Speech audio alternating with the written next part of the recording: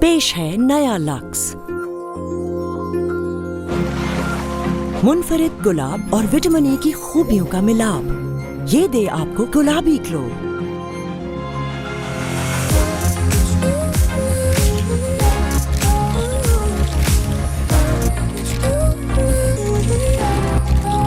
ऐसा गुलाबी ग्लो जो रोशन करे सबको। नया लक्स, खूबसूरती जो रोके ना रुके।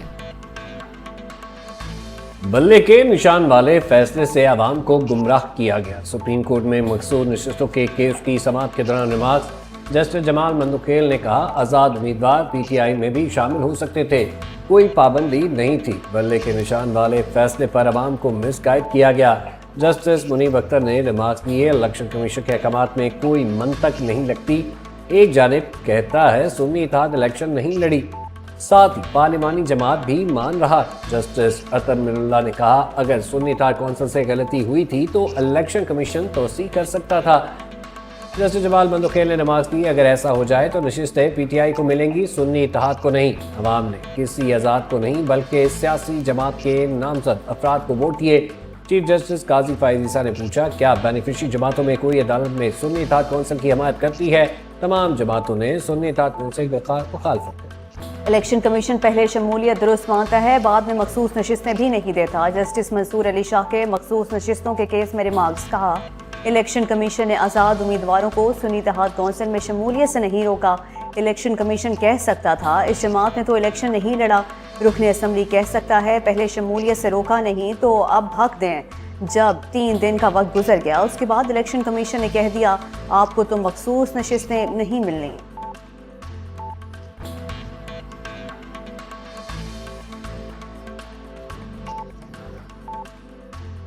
चीफ जस्टिस और जस्टिस मुनीब अख्तर में नाखुशगवार जुमलों का तबादला। जजिस के इस सवालात पर चीफ जस्टिस ने सुन्नी इत्तेहाद कौंसिल के वकील को जवाब देने से रोक दिया। कहा, हम आपको सुनने बैठे हैं, अपना फैसला कर लेंगे। आप अपने दलाइल नहीं देंगे तो मुझे क्या समझ आएगी कि आपकी जानिब से क्या लिखना है। जस्टिस मुनीब अख्तर ने कहा, यह गैर जिम्मेदाराना बयान है। फुल कोर्ट में हर जज को सवाल पूछने का हक है। चीफ जस्टिस ने कहा, फैसल साहब आप आगे बढ़े, हल्के फुल्के अंदाज में बात की थी। जस्टिस मुनीब अख्तर ने कहा, इस किस्म के गैर जिम्मेदाराना बयान तस्लीम नहीं किए जा सकते।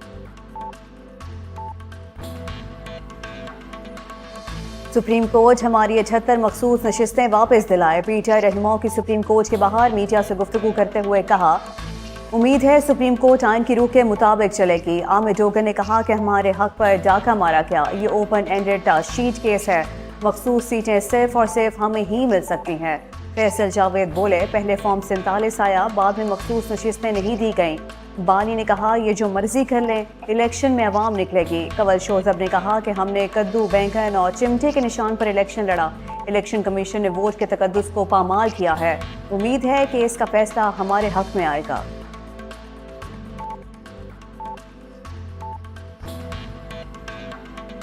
पीटीआई वालों को पाकिस्तान कबूल नहीं तो कहीं और चले जाएं। वफाकी वज़ीर तातार की न्यूज़ कॉन्फ्रेंस, कहा, आधी पार्टी कहती है ट्वीट किया है, आधी कहती है नहीं। पीटीआई वाले आपस में मिलकर मसाइल हल कर लें। पीटीआई वाले शेर अफजल महमूद की मकबूलियत से खाइफ हो गए। ये पहली बार सुना है, खान नहीं तो पाकिस्तान नहीं। तातार ने मज़ीद कहा, वज़ीर-ए-आज़म का दौरा चीन पाकिस्तान की मईशत के लिए संग मील साबित होगा। आज 100 के करीब कारोबारी अफराद का वक्त इस्लामाबाद से चीन रवाना होगा। 29 माह में जितनी महंगाई कम हुई आज तक नहीं। फॉर्म 45 जमा कराने के हुक्म से राह फरार। तारिक फजल चौधरी, अंजुम अकील और खुरम नवाज का इलेक्शन ट्राइब्यूनल पर अदम एतमाद का इजहार। तीनों अरकान कौमी असम्बली ने इलेक्शन कमीशन में दरख्वास्त जमा करा दी।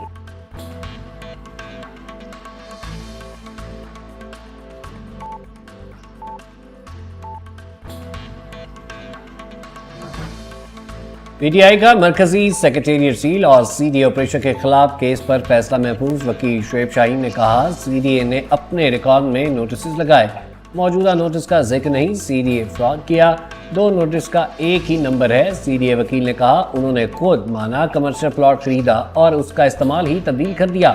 जितनी इजाज़त दी गई ऊपर मजीद तामीरात की। अदालत ने सीडीए वकील से पूछा, कौन से नोटिस में कहा है कि इस प्लॉट को किसी और मकसद के लिए इस्तेमाल नहीं किया जा सकता? अगर किसी ने प्लॉट किराए पर दिया हो तो नोटिस किसको जाएगा? आप मालिक और किराएदार को नोटिस क्यों नहीं करते ताकि मामला खत्म?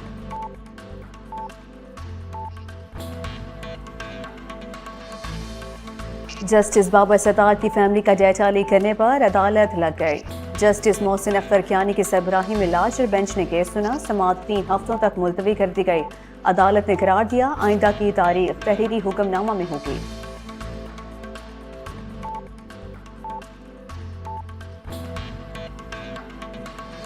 जून में सूरज भी जुनून में आ गया। मुल्क के मुख्तलिफ इलाकों में गर्मी की लहर बरकरार। बलूचिस्तान, सिंध, डीजी खान गर्म तरीन शहर करार। पारा 46 डिग्री रिकॉर्ड। लाहौर, सिब्बी, जैकबाबाद में टेम्परेचर 45 डिग्री। बहावलपुर, मुल्तान, दादू गर्मी की शिद्दत 44 रिकॉर्ड। नूरपुर, थर, भक्कर, उखाड़ा का टेम्परेचर 48 डिग्री तक रहा। पेशावर में गर्मी की शिद्दत 39 रिकॉर्ड। कराची में पारा 33 डिग्री को छू गई।